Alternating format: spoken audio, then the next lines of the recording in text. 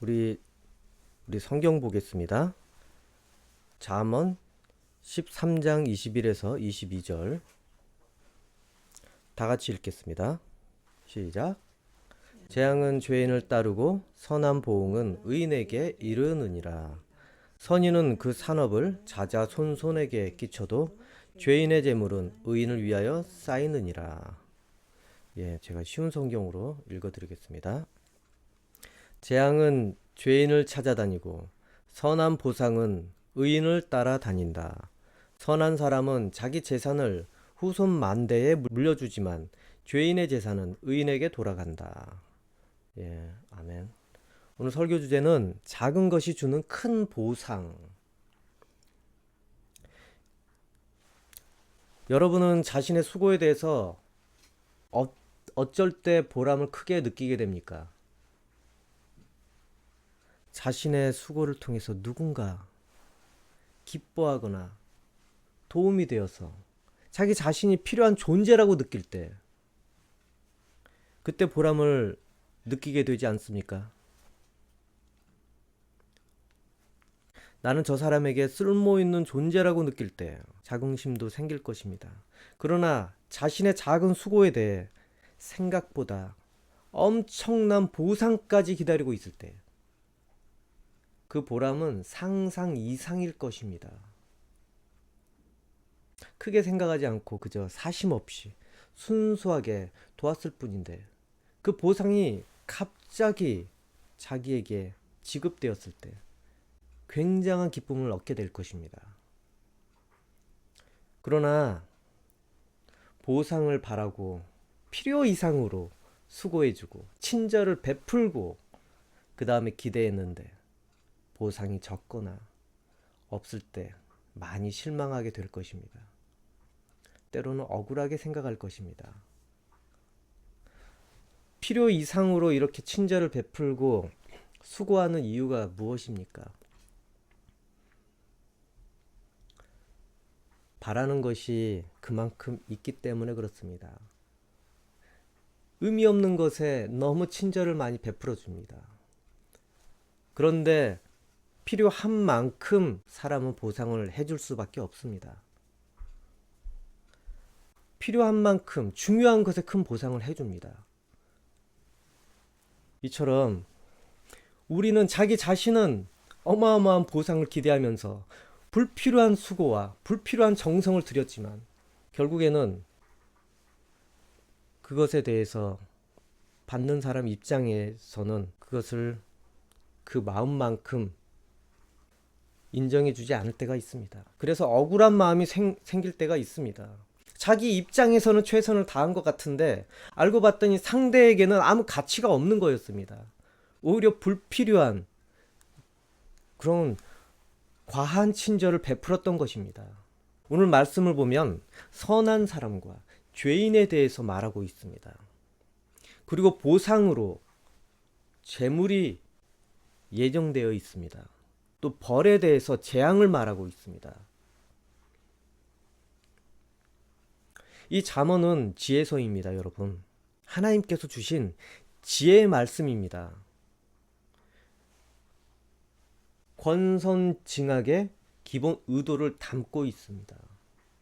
그래서 죄인은 징벌이 기다리고 의인은 복이 기다린다고 잠언은 말하고 있습니다. 성경에 이런 말이 있습니다. 죄인이 오히려 잘 사는 그런 상황, 그리고 의인이 핍박을 받는 것에 대해서도 성경은 이야기하고 있습니다. 전도서 8장 14절 쉬운 성경으로 제가 읽어드리겠습니다. 세상에서 일어나는 일 중에 또 다른 허무한 일이 있다. 그것은 악인이 받아야 할 처벌을 의인이 받고 의인이 받아야 마땅할 보상을 악인이 받는 것이다. 이건 역시 내가 보기에 허무한 일이다. 세상을 정말 착하게 살았다고 그렇게 생각해왔는데 그 보상은 착하게 사는 만큼 그 보상은 없고 오히려 핍박과 공경이 찾아왔다고 생각된다면 얼마나 실망스럽겠습니까? 그리고 억울하겠습니까? 물론 그런 일들이 각 인생마다 한두 번은 있습니다. 잘해보자고 한 것인데 욕만 얻어먹고 사람들에게 인정받지 못하는 경우가 종종 발생합니다. 그렇다고 해서 여러분, 이런 면만을 보고 세상 일들이 다 그럴 것이라고 단정한다면 그것 또한 너무 왜곡된 면만 본 것입니다. 일부 이런 모순된 상황에도 불구하고 그래도 세상이 추구하는 것은 권선징악입니다. 그리고 수고한 대로 보상을 받는 것입니다. 대부분의 사람이 이것이 이루어지는 세상을 기대하고 바라고 있습니다. 그래서 훌륭한 사람이 올바른 보상을 받고 노력한 사람이 성공을 보상받기를 다들 바랍니다. 그런 세상이 공정한 세상이라고 사람들은 생각을 합니다. 하지만 현실은 어떻습니까? 그럼에도 불구하고 그런 세상이 되기를 바라지만 현실은 자신에게 권선징악이 제대로 적용되고 있다고 생각을 합니까? 내가 노력하고 수고했는데 왜 인정을 안 해줄까? 좋은 사람으로 살고 있는데 왜 나를 좋은 사람 대접으로 좋은 사람 대접을 안 해줄까? 그러면서 사람들이 인정을 해주지 않기 때문에 세상을 실망스러운 부분으로만 쳐다볼 수 있습니다. 세상이 내 마음처럼 되지 않습니다. 자기 자신에게 권선징악이 적용이 안 된다는 것을 알게 될 것입니다. 그러면서 자기 자신도 이제는 대가 없는 보상을 바라게 됩니다. 열심히 해도 내가 열심히 한 만큼 얻지 못하는 것 같아. 그러다 보니까 이제는 죄를 짓게 되고 죄를 합리화하게 되고 정당화하려는 마음이 점점 찾아오게 됩니다. 세상을 이렇게 살다가 점점 배우게 됩니다. 다 대부분이 이런 본성이 있기 때문에 이 세상은 거기에 대한 조치를 취했습니다. 이러한 사람들을 최대한 막기 위해서 법이 존재하게 된 것입니다. 그리고 또 포상이 있게 된 것입니다. 이것들을 절대적으로 다 적용을 해줄 수는 없습니다. 하지만 죄에 대해서는 과하게도 적용을 해버립니다. 이런 일들을 여러 번 경험한 다음에 법에 접촉되는 상황까지는 가지 않기 위해서 드디어 스스로 원칙을 만들고 신념을 세우게 됩니다. 세상은 나에게 더 불리한 환경이구나. 나를 알아주지 않는구나. 웬만해서는. 그래서 사람들은 스스로 원칙을 세우게 됩니다. 더 큰 불이익을 당하지 않기 위해서. 그런데 이렇게 불완전한 세상이라 하더라도 결국 대부분은 법과 양심에 의해서 그 대가를 받게 되어 있습니다. 그리고 자기 자신의 불이익을 막기 위해서 자기를 변호하게 될 것입니다. 그것도 법에 의해서 말입니다.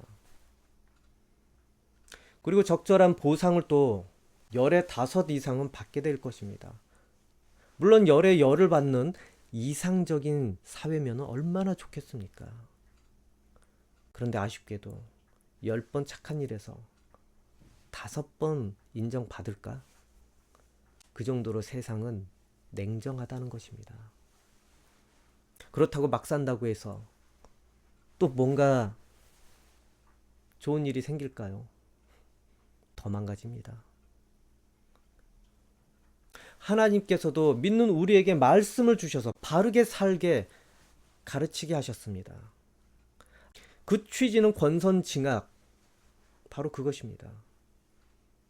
선을 권장하고 악을 징벌하는 것, 그거를 추구한다는 것입니다. 하나님의 훈계를 그래서 따르지 않는 자에게는 징벌이 그 삶에 이르게 하여서 하나님의 권위를 세우실 것입니다. 그리고 잘 따르는 사람에게는 보상을 하실 것입니다.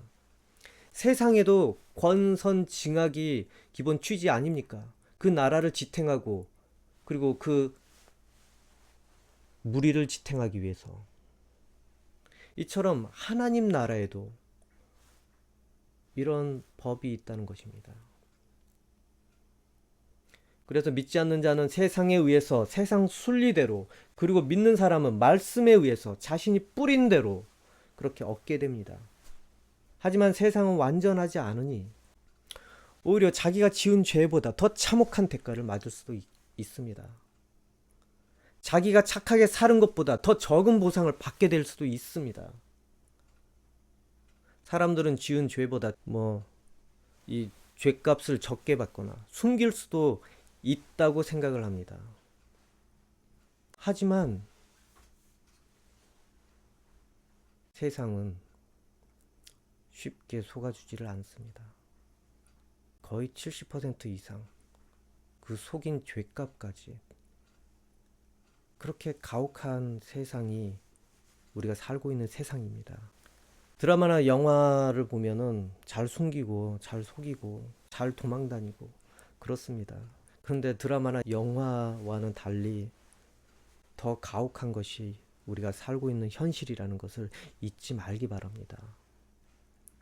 그러나 하나님께서는 말씀에 근거하여서 약속을 지키십니다.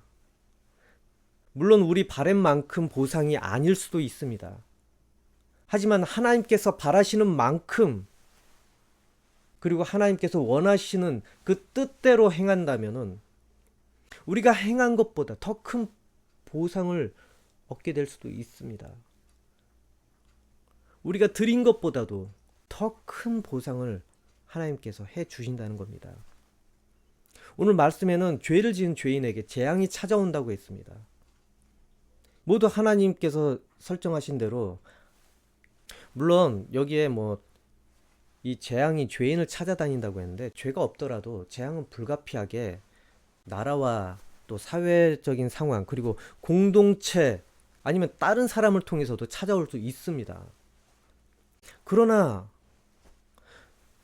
안타까운 것은 죄인에게는 거기에 더 추가가 돼서 찾아온다는 것입니다. 그렇게 설정이 돼 있다는 것입니다. 이거 정말 무서운 일입니다. 먹고 살기도 힘든데, 내가 죄를 졌어 하나님께.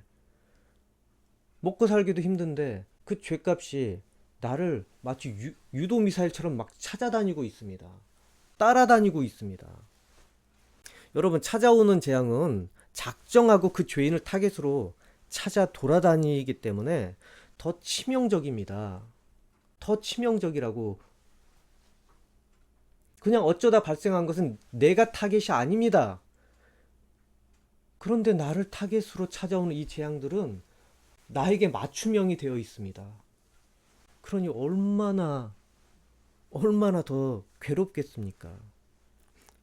이것을 아무리 피하려고 해도 이 재앙이 피해지지가 않습니다. 어떤 방법을 통해서라도 나를 찾아오기 때문에. 그래서 어떻게 해야 됩니까? 죄를 용서받아서 죄값을 치러야 된다는 것입니다. 그것만이 그 재앙을 피해갈 수 있게 되는 것입니다. 하지만 여러분, 하나님 앞에서 선하게 살아가기 시작한다면 그 선한 것에 대한 보상들이 따라올 것입니다. 여기서 또 설명을 합니다. 의인을 그 선한 보응이 따라다닌다. 선한 보상이 의인을 따라다닌다고 합니다.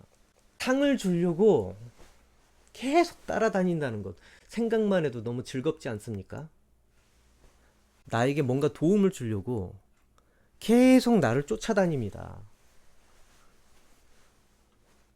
고의로, 일부러, 누군가에 의해서 그 보상들이 능동적으로 그 선인에게 따라다닌다는 것입니다. 여러분, 세상에서 평소 착한 일을 많이 하고, 그런다고 누가 능동적으로 막 여러분 착한 일을 하는 것들을 챙겨가면서 보상해주러 다니는 주체가 있습니까?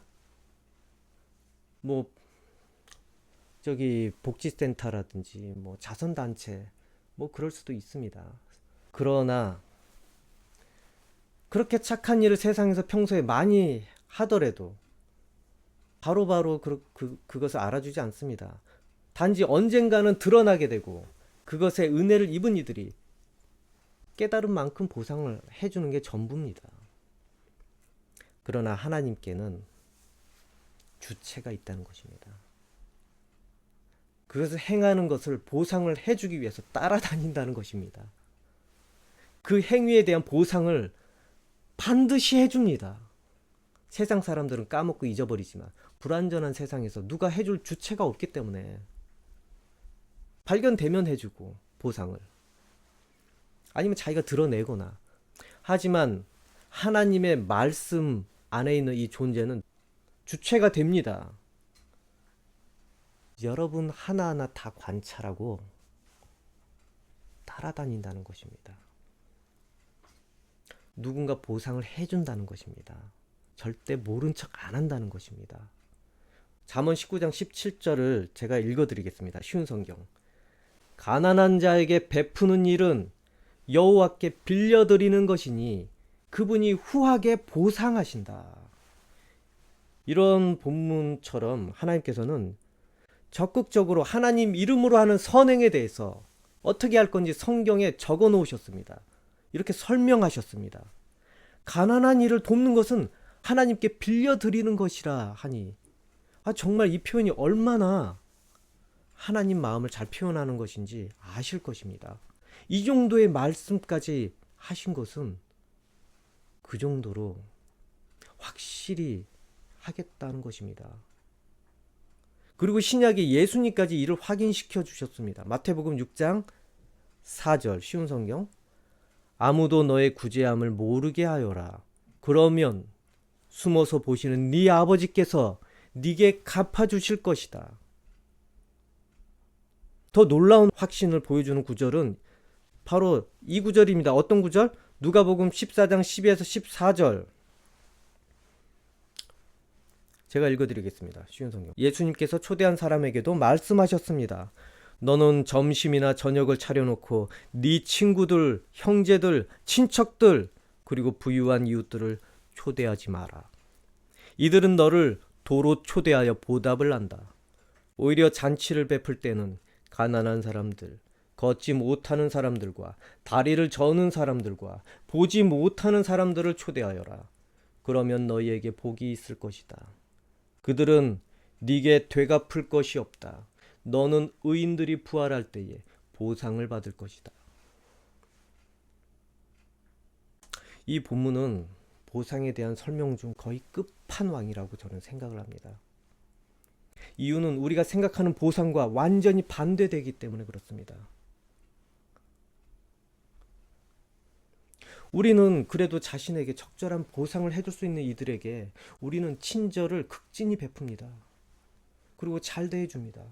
그리고 또 수고해줍니다. 그런데 아무것도 보상해줄 수 없는 이들에게 베풀고 수고하라고 하면 어떻게 됩니까? 우리의 마음은 어렵게 되기 시작합니다. 어려워지기 시작합니다. 헛수고다, 내 수고와 내 정성이. 어떤 것도 기대할 수 없는 대상에게 해주라는 것은 정말 자기 믿음을 시험하는 것이 됩니다. 작은 베품 그리고 돌봄, 뭔가를 인정받을 상황에서는 작은 베품이 아니라 오히려 큰 베품을 하려고 할 수도 있습니다. 한 끼 필요한데 막 두세 끼 막 잔치를 베풀어 주려고. 방송사가 나와 있거나 아니면 신문사가 나와 있다면 한 끼면 충분한 거를 잔치를 벌여줄 수도 있습니다. 하지만 아무도 보고 있지 않습니다. 그 다음에 이 사람 한 번 보고 끝날 사람이 될 수도 있습니다. 정말 불쌍한 존재이지만 얻을 게 없습니다. 자기에게 보상으로 얻을 게 없습니다. 그러면 어떻게 됩니까? 믿음의 시험이 찾아올 수도 있습니다. 그래서 때로는 조건을 내세웁니다. 이거 도와주긴 하는데요. 우리 교회에 오셔야 돼요. 물론 하나님 말씀을 전하려는 그런 좋은 취지일 수도 있지만, 하지만 여러분 그러지 마십시오. 그냥 도우십시오.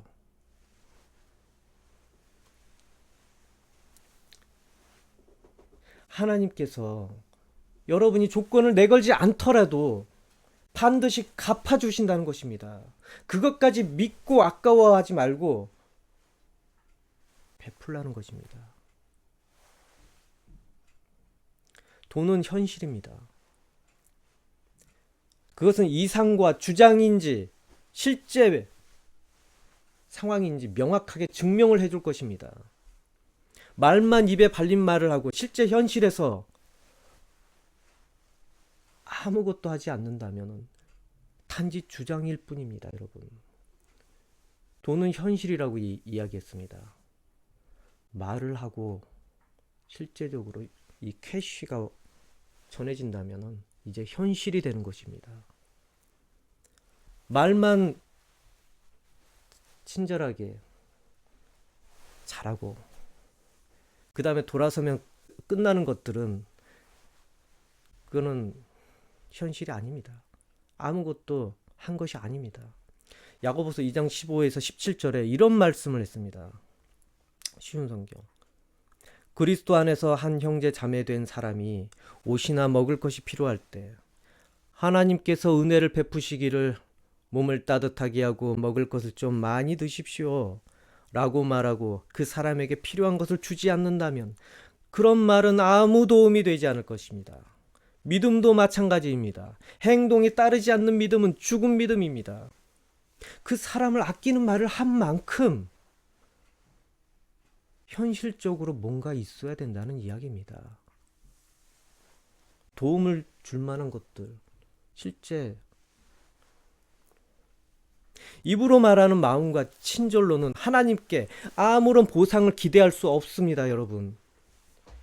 입으로만, 생각으로만 그렇게 착하고 실제 행동은 하나님 보시기에 너무 쌀쌀맞거나 정이 없거나 거기까지는 괜찮지만 오히려 못된 짓을 한다면 하나님께서는 그를 토해내실 것입니다. 역겹기 때문에 그렇습니다. 여러분, 작은 것으로 매일 누군가를 위해서 헌신하고 있다면 정말 잘한 것입니다. 극진하지 않았지만 그래도 자기가 누군가를 위해서 헌신하고 있다면 잘하고 있는 것입니다. 그 대신 나쁜 걸 도우라는 이야기는 아닙니다. 선한 일을 이야기하는 것입니다. 주변을 여러분께서 살피고 베푸는 것 혹시 있습니까? 여러분, 그것이 하나라도 있기를 바랍니다. 여러분에게 그러면 하나님께서 그것을 빛으로 생각하시고 여러분에게 갚아주시려고 준비하실 것입니다. 그리고 그것을 보상하기 위해서 여러분을 적극적으로 따라다니는 존재를 붙여줄 것입니다. 하나하나 체크하면서 우리는 큰 것을 하나님께 내어드리는 것이 큰 믿음이라고 생각할 수도 있습니다. 물론 그것도 맞습니다. 이런 큰 믿음을 때로는 요구할 경우도 있습니다. 하지만 작은 것에도 충성된 자들에게나 그런 것을 요구합니다. 우리는 그 큰 믿음 그것만을 뭔가 위대하게 해보려고 할 수도 있겠지만은 하나님께서는 어쩌다 한번 크게 내어주는 믿음보다 일생에 지속적으로 작은 것이라도 드러나지 않지만 실천하는 마음을 바라신다는 것을 먼저 알아야 됩니다. 작은 실천이 별거 아니겠지만 그것이 모여서 하나님의 큰 보상으로 되돌려 받는다는 것을 아셔야 됩니다. 믿기 바랍니다. 이렇게 적극적으로 말씀에 세세히 적어놓은 것 왜 적어놓습니까? 적극적으로 보상해 주겠다고 이렇게 써놓은 이유가 무엇입니까?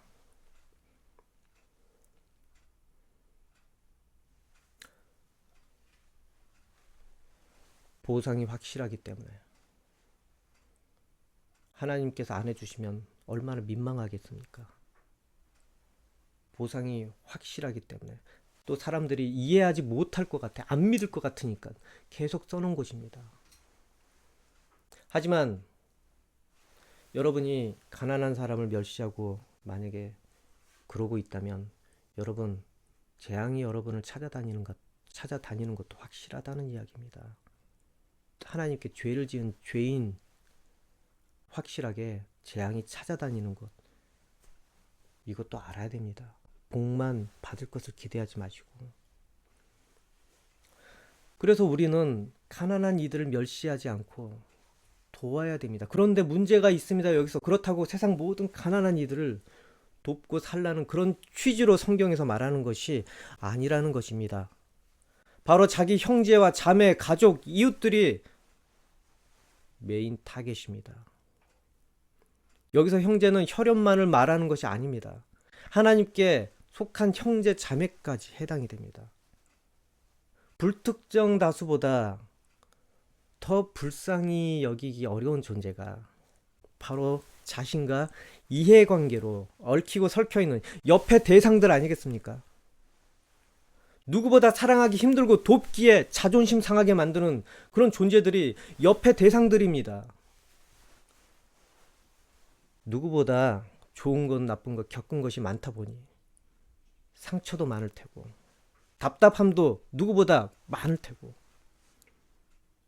그래서 얽히고 설킨 거 다 이해하면서 대하려고 하다 보니 그 담이 너무 높다는 것입니다. 불특정 다수는 얽히고 설킨 것이 없으니 쉽게 선행이 나옵니다. 근데 옆에 있는 존재들끼리는 겪은 게 많기 때문에 쉽게 우러나오지 않을 수도 있습니다. 이렇게 사람들의 속사정을 잘 아시는 하나님께서는 성경에 이렇게 말하고 있습니다. 디모데전서 5장 8절 쉬운 성경으로 제가 읽겠습니다. 믿는 사람은 자기 친척, 특히 가족부터 잘 돌봐야 합니다. 그렇게 하지 않는 사람은 믿음을 저버린 사람이며 하나님을 믿지 않는 사람보다 더 나쁜 사람입니다.